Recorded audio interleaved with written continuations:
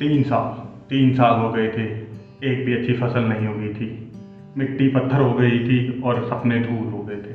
ये कहानी है रमेश की, यूपी के एक छोटे से गांव का एक छोटा सा किसान, जिसके पास 2 बीघा ज़मीन थी और जिद थी।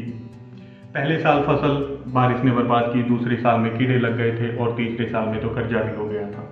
गांव वाले कहने लगे थे कि रमेश, तेरे पास इतनी ज़मीन नहीं है, बेच दे इसे, तुझे भी तो घर का काम चलाना है, कुछ और कर ले। बीवी भी बोलती थी कि इस ज़मीन को बेचकर आप कुछ और कर लीजिए, बच्चों का भविष्य भी तो देखना है। रमेश की सासू माँ भी अब उसे ताने देने लगी थी। वो भी बोलती थी कि ज़मीन को बेच के शहर में शिफ्ट हो जाओ, वहाँ पे मजदूरी भी कर लोगे तो घर का पालन पोषण तो कर ही लोगे। रमेश बोलता था, जान ज़मीन में नहीं होती, जान उस इंसान में होती है जिसको उससे जीतने की जिद होती है। उस रात जब सब सो गए थे, उसने अपना फ़ोन उठाया और सर्च किया मिट्टी को बेहतर कैसे बनाए। उसने यूट्यूब देखा, छोटी छोटी वीडियोस देखी, कुछ उसके समझ आया, कुछ नहीं समझा, लेकिन उसके अंदर कुछ जग गया था। अब रमेश एक किसान नहीं था, वो एक स्टूडेंट बन गया था। रमेश सुबह 4 बजे उठता था। वो मिट्टी को पकड़ता, उसमें कुछ मिलाता और सूंघता और अपनी नोटबुक में लिख लेता था। उसने खाद बनाना सीख लिया था। किचन वेस्ट से उसने खाद बनाई। पानी की कमी थी तो उसने ड्रिप इरिगेशन का यूज़ किया। मिट्टी को ढकने के लिए उसने मल्चिंग टेक्निक यूज़ की।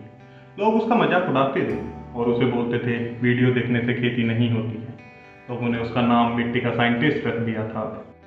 3 महीने बाद जब बारिश हुई तो लोगों के खेतों में पानी रुक गया था, मिट्टी बह गई थी, लेकिन रमेश के खेत ने मिट्टी को संभाले रखे हुए था। उसके खेत में पहली बार हरी पत्तियां निकल रही थी। रमेश की आंखों में आंसू थे, लेकिन पहली बार वो हार के नहीं थे, जीत के थे। जब बच्चों के लिए 2 टाइम की रोटी का इंतजाम नहीं होता था, आज उनके लिए रोटी भी थी, सब्जी भी थी और सब्र भी था।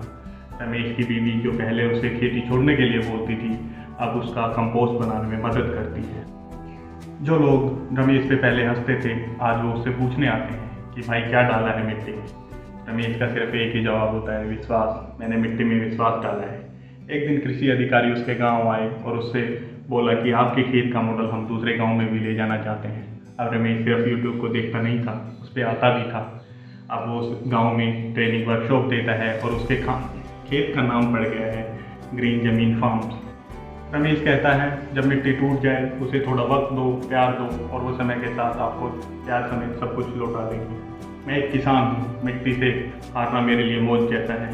जब मैंने मिट्टी को समझा तो उसने मुझे जीना सिखा दिया।